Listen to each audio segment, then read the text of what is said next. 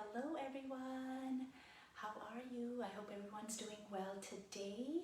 And for those of you who have been doing the daily challenges, thank you so much. Congratulations. You are just a few days away from completing it. And I hope that you are feeling great in your body and as well as your heart is feeling great since we've been sharing so many wonderful gratitudes in our life. Thank you for sharing all your things that you are grateful for. It's really keeping me super happy and positive. Like I feel this extra positive energy flowing through me. I was telling my husband last night that I'm being super grateful with everything, and it's all because of you. Just sharing that love and the gratitude with the world. It just feels really great, and just listening to other people's gratitude is really helping me with my own grateful journey. So thank you for sharing all that. If you haven't been on a challenge, if you haven't done the challenge yet, you still have time. You can catch up on day 1 through 4 and then do today's day 5 challenge, and you can still catch up on that. So don't forget to jump on it right away if you still want to participate in this challenge. Today I'm going to be doing reverse planking with you. Most of us may not be used to doing this reverse plank, so don't worry. I will show you layer by layer, and we can start with the very first basic layer.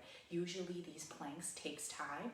Of course, planks are the most powerful things when you're doing your regular plank, side plank. This reverse plank that I'm going to be showing you, your whole body is activated, and it's really powerful to be able to hold those different planks for just even 10 seconds at a time, and then move it up. So don't put too much pressure.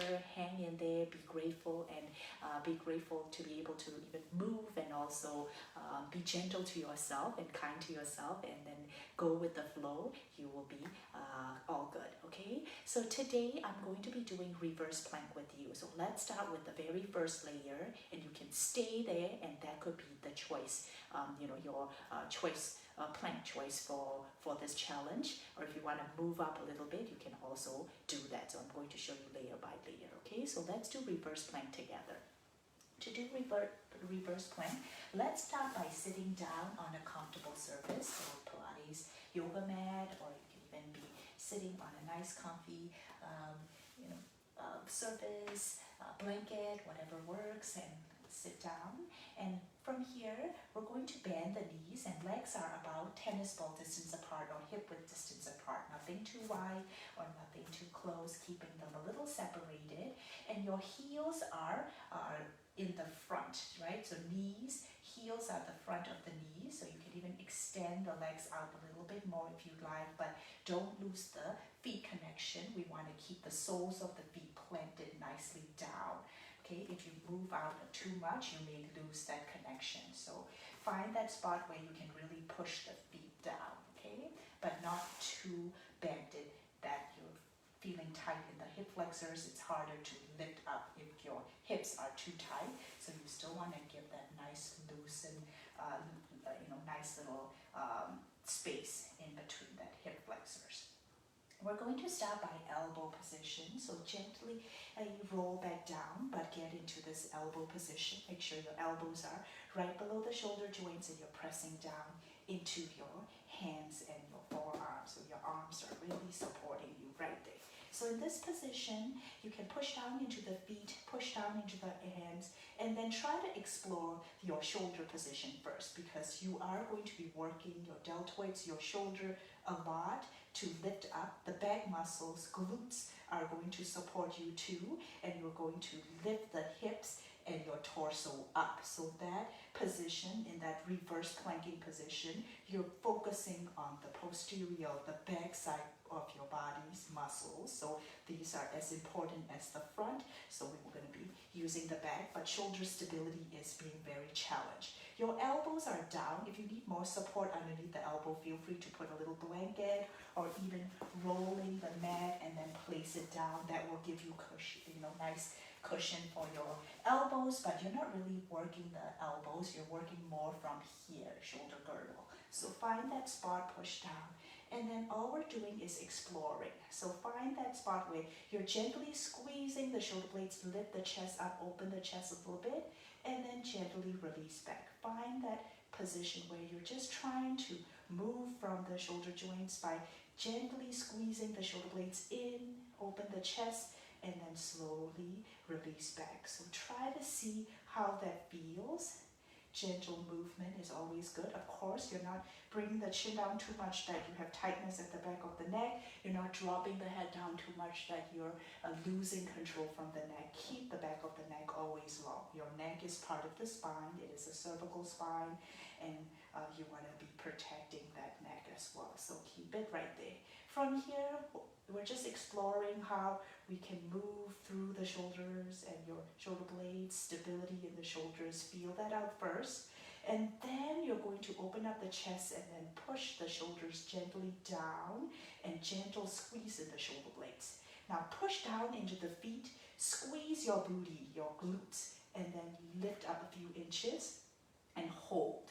This is the first layer up, okay? Same thing, neck is long, abs are deep, so wrap the abs, so belly button in towards the spine, rib cage knitted tight, glutes, thighs all active, push down into the feet, so your hamstrings, the back of your leg muscles all working. So this is the first layer. If you need to rest down, feel free to rest the glutes back down onto the mat, okay? So you're just lifting a few inches up. This is that reverse plank first layer. And then hold it for maybe 10-15 seconds. If you can do 30 seconds, feel free to do that. And then lower back down. That's the first layer. If that is going well for you and you want to go a little further, you can come up, extend the arms out, and bring the arms a little bit behind the shoulders like this. I like to point the fingertips forward towards the legs like this. Some people like to point the fingertips to the sides, outside. So find what works for you. You can also explore what feels more natural for you, okay? So you can do it like this with your hands, fingertips pointing forward or to the side. So we're gonna try both, okay? So from here, your knees are still bent, your feet are nice and flat, and you are exploring again. Keep the shoulders down. See how you feel in the shoulder joints, shoulder blades separate, shoulder blades squeeze in tight. And when you lift, always gentle squeeze and always keep that gentle squeeze in the shoulder blades. Push down into the feet, push down into the arms. Abs are knitted tight, rib cage knitted tight. Squeeze your booty, push down into the arms. Keep little micro bends in the elbows. To protect the elbows, you can always keep it a little bit bended, okay? Don't extend it too much like this. That's so dangerous for the joint. So keep little micro bends in the elbows, shoulders down, gentle squeeze in the shoulder blades, push down into the feet, squeeze the glutes, and lift up. Keep the back of the neck long and stay here. So this is that second layer. You can stay down here a little bit, just hovering off. This is good too. Your arms are a little bit bended in that elbow position. So this is good, but if you want, if you can go further, you can lift up really high, glutes strong. Don't forget to squeeze your booty. Don't forget to bring the belly button in towards the spine and hold it there for about 10-15 seconds or 30 seconds, whatever works. And slowly come back down with full control. Don't just sink down, drop down. Try to use that core control and slowly, slowly come down, okay? So this fingertip position, your arm, you may be able to explore to the other position where your fingertips are pointing to the sides. Does it feel more natural? Feel it out. Try it. You can keep the hips low. That's a good modification. Or high. Okay, so find what works for you and slowly lower back down. Okay, so that's the second layer. If you are pretty strong and if you are feeling pretty strong and you want to go a little further, you can extend the legs out, keep the legs about, hip width or tennis ball distance apart, heels down, toes up, same thing, find what works for you with the hand position, and we're gonna always gentle squeeze in the shoulder blades to really lift up, and chest is open, shoulders down, feel that support from the shoulders first, and squeeze your booty, lift your hips and torso up and hold. This is that full on reverse plank, and hold it as long as you can. Of course 10-15 minutes is good, and you will keep the little elbow micro bands in the elbow so you're feeling that support, and then keep the back of the neck long and hold it.